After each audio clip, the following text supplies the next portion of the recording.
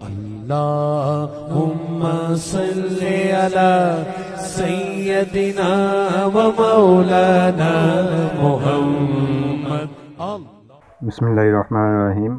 السلام علیکم ورحمۃ اللہ وبرکاتہ. کیا حال ہے آپ کا؟ حضرت عمر بن عبدالعزیز نے فلاح عامہ کے کام کرائے، بڑے بڑے سرائے بنائے، لوگوں کے ٹھہرانے کا بندوبست کیا، وظائف دیے غریبوں کو، مساجد بنائی، مدارس بنائے. آپ کو مجدد کہا جاتا ہے.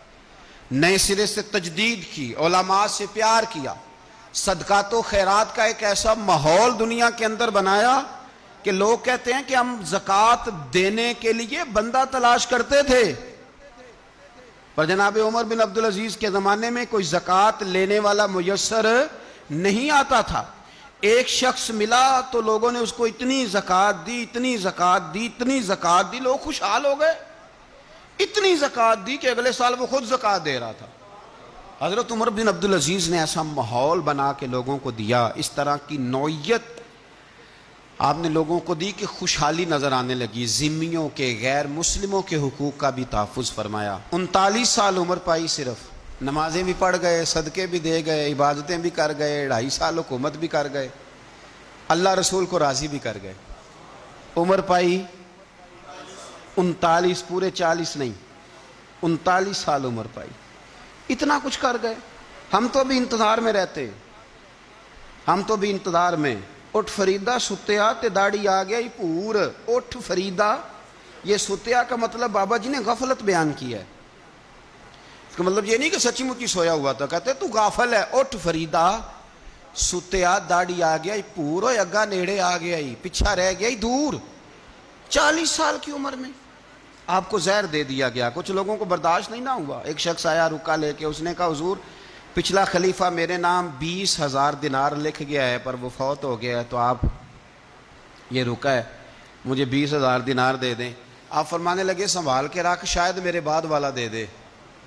رکا سنبھال کے رکھ، پر مجھ سے نہ امید رکھنا 20,000 دینار تو میں 20,000 گھر میں دوں گا اور 20,000 چولہے جلاؤں گا. میں ایک آدمی کو اتنا امیر کر دوں اور باقی لوگ دیکھتے رہے. آپ کو زہر دے دیا گیا، بیمار رہے، بچوں کو بلایا، فرمایا بیٹا میں جہنم سے ڈر گیا تھا، تمہارے لیے مال نہیں جمع کر سکا. بزدل نکلا، شدید علیل ہو گئے. آپ کی اہلیہ کہتی ہیں کہ آخری وقت آپ کی زبان پر وہ آیت جاری ہوئی، تلک الدار الآخرۃ نجعلھا للذین لا یریدون علوا فی الارض ولا فسادا والعاقبۃ للمتقین. فرمایا یہ آخرت کا گھر ہے، ان لوگوں کو ملے گا جو نہ زمین میں تکبر کرتے ہیں نہ فساد چاہتے ہیں. یہ آیت پڑھی اور روح پرواز کر گئی.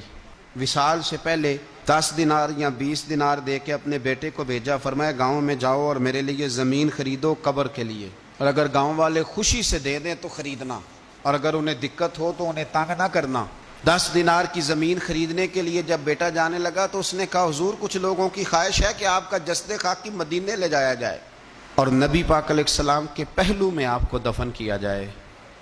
آپ فرمانے لگے پتر میں اس قابل نہیں ہوں کہ حضور کے ساتھ دفن کیا جائے، نہ میں اس قابل نہیں ہوں.